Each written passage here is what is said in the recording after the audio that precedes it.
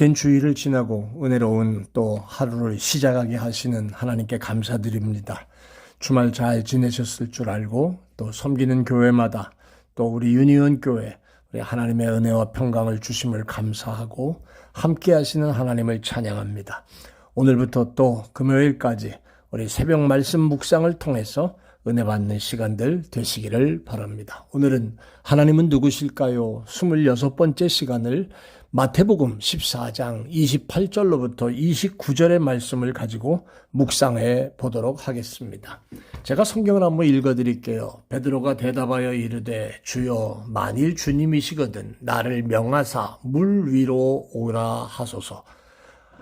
오라 하시니 베드로가 배에서 내려 물 위로 걸어서 예수께로 가되. 하나님이 우리를 부르시고 말씀하실 때는 항상 어떤 결단을 요구하게 됩니다. 왜냐하면 우리가 하나님을 구체적으로 경험하려면 적당한 거리에 서서 구경하면서 시간을 가지고 벌면서 이렇게 진행하는 것을 통해서 하나님을 경험할 수 없기 때문입니다. 하나님을 구체적으로 만나고 경험하려면 어떤 결단이 있어야 하고 행동이 필요합니다.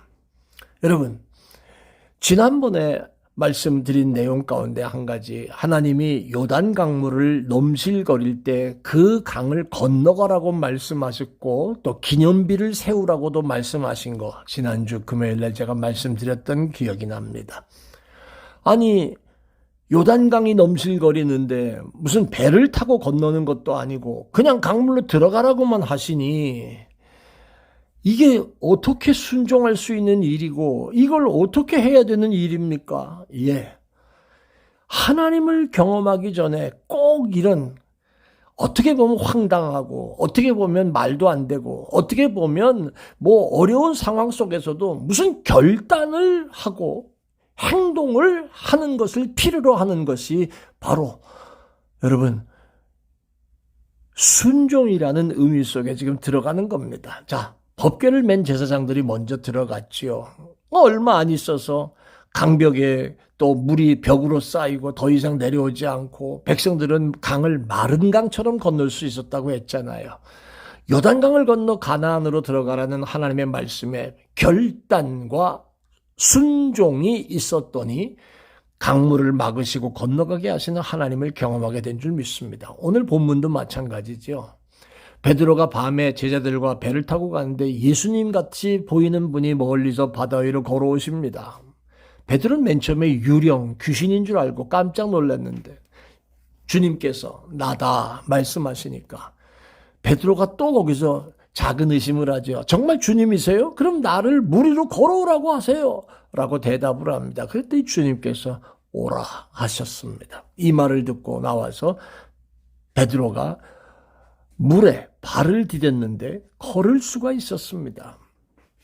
어떻게 보면 인류 최초로 그는 유일하게 물 위를 걸어본 사람이 될지도 모릅니다.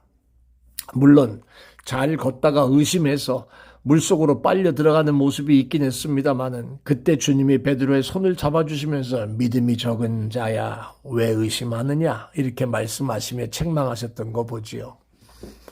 여러분, 하나님이 무엇인가를 말씀하실 때는 순종하면 거기서 하나님이 원하시는 결과가 여러분들과 제가 볼 수 있는 모습입니다. 요단강을 건너라 하실 때 우리가 보기에는 아닌데 건너가려고 발을 디디니까 기적도 일어나고 요단강을 건너가게 됐습니다. 오늘 본문에 물 위를 걸어라 라고 하실 때 순종하니까 불신과 의심이 찾아오기 전까지는 예수님을 향하여 걸어가는 그러한 모습이 있었습니다. 아브라함도 본토 친척 아비집을 떠나라 하실 때 떠나니까 믿음의 조상이 되었습니다.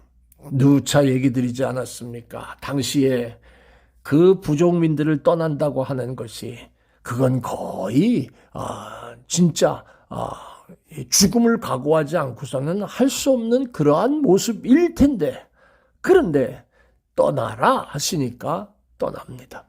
사도 바울도 개인적인 생각으로는 걱정할 수 있는 일이 충만했지만 마게도냐 사람을 환상 중에 보면서 하나님이 나를 유럽 전도를 향하여 보내시려고 하시는구나 라고 생각하며 하나님의 계획을 알고 순종했더니 가는 곳마다 하나님이 하신 일을 보게 됩니다. 모든 일을 감당할 수 있게 됐습니다. 결국 그 일의 시작이 기독교의 유럽 선교가 시작되었다고 하는 사실입니다. 요단강을 건너라 하실 때 눈에 보이는 건 불가능해 보이는 겁니다. 물 위를 걸어라 하실 때 그건 가능하지 않은 일입니다. 고향 땅을 떠나라 하실 땐 그건 미친 짓이고 죽을 일 같은 겁니다. 그리고 자기가 계획은 이렇게 했는데 하나님이 다른 계획을 보여주실 때 하나님 그건 내 생각하고 다릅니다. 말할 수 있는 일입니다.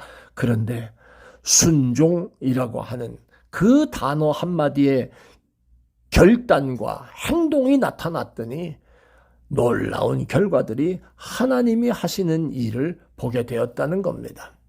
여러분, 우리는 요한복음 20장 17절에 나오는 도마처럼, 제자 도마처럼 나는 예수님의 손과 발에 옆구리에 손을 넣어보고 못자국, 창자국 확인하지 않고는 나는 절대로 믿을 수 없어. 예수님 부활한 거 믿을 수 없어. 이렇게 우리도 믿음 없는 자, 의심하는 자가 될 때가 많습니다. 그래서 예수님은 도마에게 믿음 없는 자가 되지 말고 믿는 자가 되라 라고 말씀하시잖아요. 사랑하는 여러분, 하나님은 나의 순종을 원하시고 기뻐하시는 하나님이십니다. 내가 믿고 내가 섬기는 하나님은 순종을 기다리고 계시는 하나님이십니다. 그동안에도 하나님이 저와 여러분의 마음에 말씀하시며 감동시키신 일에 대하여 아직도 미적미적거리는 거 있습니까? 아직 순종하지 못했다면 다시 오늘 이 말씀을 기억하면서 다시 한번 생각하고 하나님 앞에 순종하는 그런 모습들이 있기를 바랍니다. 오늘도 하나님이 새롭게 말씀하시고 나를 감동시키시는 것이 있다면 믿음을 가지고 순종하시기를 바랍니다. 내 생각과 전혀 다른 하나님의 일을 오늘도 보실 수 있을 줄 믿습니다. 오늘 월요일 한날 계신 곳에서 우리 순종하기를 원하시는 하나님이라고 하는 이 말씀을 묵상하며 승리하는 한날 되시기를 바랍니다. 주님 고맙습니다. 오늘도 말씀을 통해 우리가 묵상하며 순종하기를 원하시는 하나님을 우리가 배웁니다. 오늘 한날도 나의 삶 속에 주어지는 모든 역경 속에서 순종하지 못하고 있는 것들을 깨닫게 하시고 주의 말씀 앞에 주님의 감동 앞에 순종하며 주님을 따라가는 종들 되게 해 주옵소서. 감사합니다. 예수님 이름으로 기도합니다.